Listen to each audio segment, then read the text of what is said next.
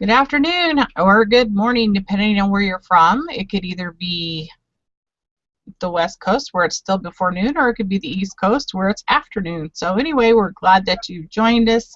If you're joining us on the replay, we're happy to have you viewing this video replay of our broadcast. If you're joining us live, welcome, welcome. We're glad that you're here. Couple of housekeeping issues. Actually, let me tell you, we are Elite 442. We are a group of individuals that have come together. We've worked in the industry for some time, and we all met at different points in our lives and always had a passion to work with each other. And fortunately, that's all come together here recently. And so now we are bringing our knowledge to you and sharing with you how to grow your team and how to grow a team, or if you're looking for a team, we're always available for that.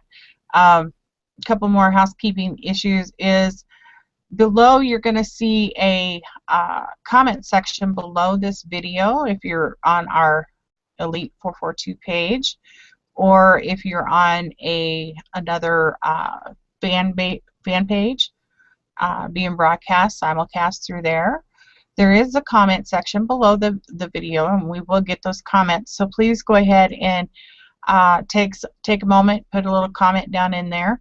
You can be sure to uncheck the auto refresh while you're typing out your comment, because what will happen is it refreshes every 90 seconds or so, and you can get caught while you're typing away, and poof, it's gone. I've had that happen to me more than once. So be sure to just go ahead and uncheck that auto refresh comment box. Be sure to, if you haven't, go ahead and like us up on our page there, hit like. And then if you want to get notifications as to when we're on live or what's going on with our page, be sure to click get notifications up there. That way you'll always be in the loop of what we're showing and teaching and sharing with the world here. So without much further ado, I want to introduce my co-host with me at the moment, and this is Jana Szabo. Jana is a wonderful, wonderful person that I'm getting to know more and more every day as we work together. She too is also with us in the same company and believes as we do that it's through relationship building that you really become connected with the people that you work with, and that's really, really important to us, is that relationship factor. So Jana, if you have a few things you want to share today, it's great. Well, Patty, I'm just honored to be here. I'm so excited that my life has extended into network marketing, because it's definitely a fail-safe when you find the right team, and my direction has been in this group just up and up and up and up, and it seems to be a fast progression, faster than I would have probably dreamed of, because I am a musician, and most people think that musicians are starving artists, but I'm not one of those. So I'm totally embraced with my full creative personality in this company and in this group. And I'm actually an asset, because you've, offered that platform for me and so many others. So I'm just so glad to be with you here today. And there's much more to say about myself, but I'll wait for another time, because there will be many other times. So back to you. Awesome, awesome. And that is something that we're going to be coming out with over time, is we're going to be doing interviews with each other so everybody can get to know us a little bit better and our passions, because we each come to this with a passion in one area or another, or maybe several areas. And so I'm looking forward to being able to share more of you with viewers as we progress in this. So yeah.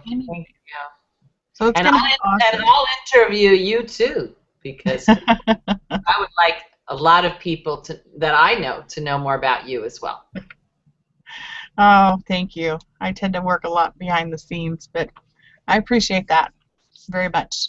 So without further ado, I think I'm just going to go ahead and get to the slide presentation that I prepared for today. And what we're talking about is it's really ironic how this all kind of came together. Our group came together. We came together. The company that we're with really kind of follows the outline in this book more than I even realized until just recently. And I know our team has also been, as we have been working through the book called The Advantage by Patrick, I can never say his last name, it's Lencioni. It's called The Advantage. Hope that's forward for you. I'm not sure. As we have worked through the book and as we're reading the book, and we're realizing that people are no longer want to be part of a corporation or a team where it's all about one person, you know, the CEO or whatever, and your voice isn't heard. You know, you're not being heard. And what we're learning is, through this book, is that that's very healthy for an organization to allow everyone to be heard. And so we're going to start off with that today. We're actually starting at the beginning of the series, and we'll be bringing it to you over a period of time. And I just want to go ahead and get into the slides, and so then I can kind of talk my way through those. So if you'll, Gina, if you want to talk for a few moments while I get things set up, that would be great.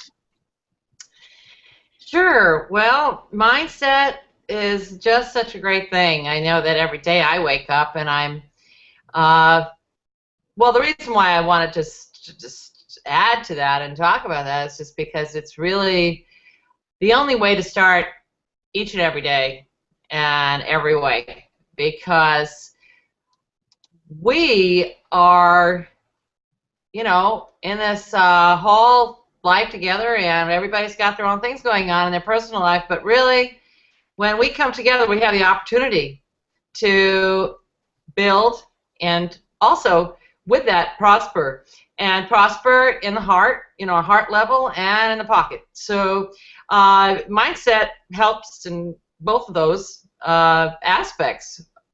You are in a good mood, everybody that you come in contact with is probably going to get in a good mood if they weren't already.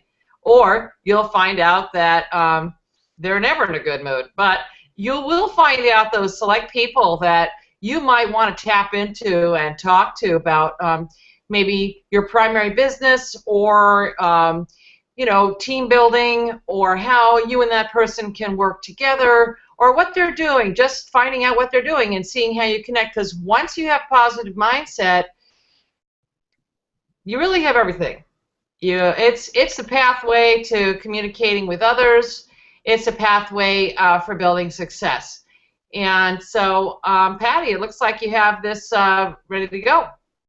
I think I do. Okay. Let me get myself blue boxed, and then I'm going to go full screen with this. Just one moment. And when I go full screen, I definitely won't be able to be seen anymore. Bear with me one second. So positive mindset, everyone. That's the way to go. Sorry, I'm having a brain slippage here. As to where I want to. Okay, wait a minute.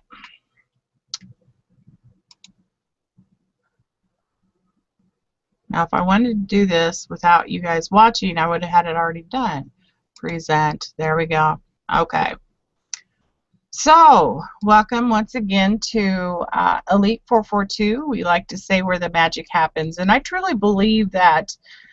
I really do believe that the more that we work together, the more magic seems to be happening just within our you know, our team and our group, and it's just amazing. But today we're going to be talking about building your team, being part of a healthy organization. And being part of a healthy organization is so important to not only the company, but your own personal life. If you're in a company that you're not happy with or things are just not going well, then you're always off balance in that area. So, according to the book The Advantage, 2 of the requirements for success is that you have to be smart, and this is where a lot of corporations actually, or even teams, fall into, is they're all about the strategy and the marketing and the finance and the technology. That's the smart side. It's almost like a left and right hand brain here. But really, in order for your organization and team to be healthy, you need to have things like minimal politics, minimal confusion, high morale, high productivity, and low turnover. And I know we all would really strive to have that, but many times we spend so much time and effort on being smart and working the strategies and what have you, that we lose our focus on how to connect with people that we're working with. We lose that ability to have that human connection, and it's companies that from, I don't know, 2 people company up to thousands of people in their company. When they have that human connection with one another, they just do so much better. And the gentleman who wrote this book has actually worked with corporations, huge corporations, all the way from, you know, very small companies all the way up to huge corporations. And this has come from his years of working with these companies and saying, you know, maybe there's a better way. So one of the things that you really want to strive for when working with a leadership team, your core team, or if anywhere within your organization, you want to build that cohesive team, that cohesive leadership team. And we're going to be going into that in detail as we progress. Number 2 is you want to create an organizational clarity. And that clarity comes from 6 questions that he poses in the book. And he actually poses this to corporations, like I said, huge corporations. You want to create that clarity. You want to minimize all the red tape, but yet have some rules, not totally rules, but guidance in place, I guess is a good way to put it. Number 3, you want to over-communicate that clarity. Just off the top of my head, I know it takes, we've heard it all, it takes 7 times before somebody hears something before they finally understand it.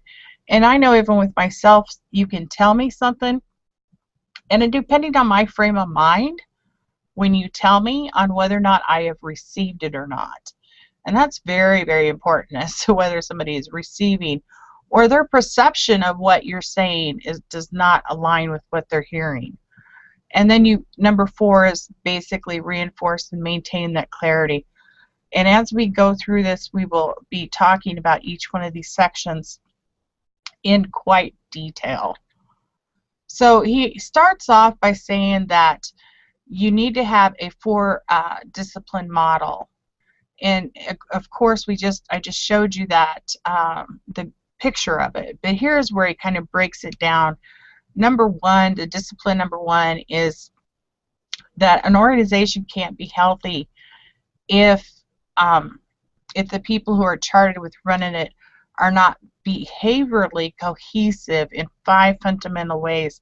And that's actually where we're going to end up today, is at the end of that, talking about, we're actually not going to go into the behaviors today, but that's where we're going to leave off today. So by the end of this broadcast, you will understand the number 1 discipline to a point of, before we go into the 5 fundamental ways of building that leadership core. Number 2 is creating that clarity. You know, the leadership team of a healthy organization must be intellectually aligned and committed to the same answers to the 6 simple and critical questions. And we'll go over those when we hit creating clarity. And I have seen those 6 questions, and they're pretty thought-provoking. And the very first one is, why do we exist? You know, why do we exist as a company, as a team? Why do we exist? Why are we here? And then there's 5 other ones that we'll be talking about. And then going into bringing that to that environment, that unity into your teams and into your corporation or business that you're in, and then reinforcing that clarity. So the first one is to build a cohesive leadership team. Few organizations actually invest enough time and energy into making their relationships teams cohesive, and certainly not with the level of rigor that it requires and deserves. And again, that goes back to it's very easy to fall into the mechanics of building your business or your team, but not spending enough time on the relationship, the building of the relationships within that team that actually build the environment of your corporation or your company or your team. And that's very, very important. It's easy to get caught up in the minutia and not realize that there's another human being in the room with you. Building a team is like the same as thinking about building living in a dysfunctional family. In a functional team, a healthy organization, a healthy team, when you think about it, if you think about the game of golf, you have 5 guys or women who are playing together but actually they're all individual. They're all shooting their own game. They're doing their own thing, and at the end of 18 holes, they get together and celebrate that they made it through another 18 holes. But in reality, they're shooting their own game. They're doing their own thing. When you're building a very functional team, you might want to think of it more like a basketball. Those 5 guys work together to move that ball up and down the court, shoot the basket, keep it away from the other guys. They're in high communication with one another. They've got somebody who's kind of calling the plays, that can see the whole greater view, but yet they all work together for the end goal, which would be to win the game. Pardon me. A leadership team is a small group of people who are collectively responsible for achieving a common objective for the organization. So we're going to kind of talk about that. When you're putting together your core team of leadership, you don't want to have a huge number of people, and it's very easy to want to include everyone that's in your organization or in your business with you, because you don't want to hurt feelings, or you don't want to leave somebody out, but you really want to bring it together a team that each person brings their own valuable talent or insight into that core group. If you think about bringing anybody and everybody, it's kind of like everybody loading onto the boat, Noah's Ark here, and you want one representative from every species to be part of this team. But what happens if you get your core leadership too big? People lose interest. They don't have time to attend that meeting to make it work. They don't care. They just lose interest, and it always ends up being 1 or 2 people anyway that are kind of spearheading everything. So you want your core leadership team to be just maybe 5 people max, and then from there you can always have another core team from there, and that's really the best way to do it. But if you really think about some of these large organizations that we've all probably been part of,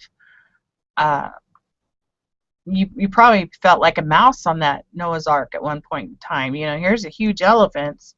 They're making all the noise and the ruckus, and everybody's paying attention to them, and you're this little mouse, and you can't even get your voice heard over all of the hubbub and everything that's going on, and you probably kind of felt, well, kind of left out. So it's important to create those leadership teams all the way from the top of your organization and all the way even down through the organization. As long as everyone is all going toward those 6 steps that will those critical steps that we'll talk about later. And again, like I said, your leadership teams, they can form in several places in your organization. They could be, from the top, they could be somewhere in the middle, and they could be down toward the bottom. The biggest thing is that everybody wants to be collectively responsible and have common objectives. And if through the clarity and the reinforcing the clarity of your core beliefs, then you'll be able to maintain that throughout the organization or throughout your team the longer it gets, or the bigger it gets, I should say, not longer. The 5 behavioral principles that every team must embrace, and as I said, this is where we're going to kind of end today, but they look kind of like this. You're building trust with one another. And this is all part of being a healthy team, a healthy organization. You build trust with your core leadership. You manage that conflict, and you have conflict in a healthy way. You're achieving your commitments, and you're embracing accountability, and you're focusing on your results. We're going to be talking in depth over these 5 core behaviors over the next few times that we're going to be coming together. So that's really all I have to share for today, but I want you to be thinking about that, the different behaviors and how you may interact within your own teams. So I'm going to come off a screen share, and I'm not sure what's going on. My computer is giving me little weird notes. Sometimes it's not real crazy about Google Hangouts. So anyway, that's really all what we have to share today. And we're glad that you're here. We hope that you share this broadcast so that with your friends, so that you can get to know us better. And next time we might have a few more of us here. Today we just didn't have that today. And that's part of being a team, is that when somebody has an obligation or something that's happened within their family, then the rest of the team can kind of pick up from there. And that's how we work together so well. So for today, this has been Patty Bansel and Jana Zaba, and we're glad that you joined us. And this has been Elite 442. Until then, have a good day, and we'll talk to you again soon. Bye-bye for now.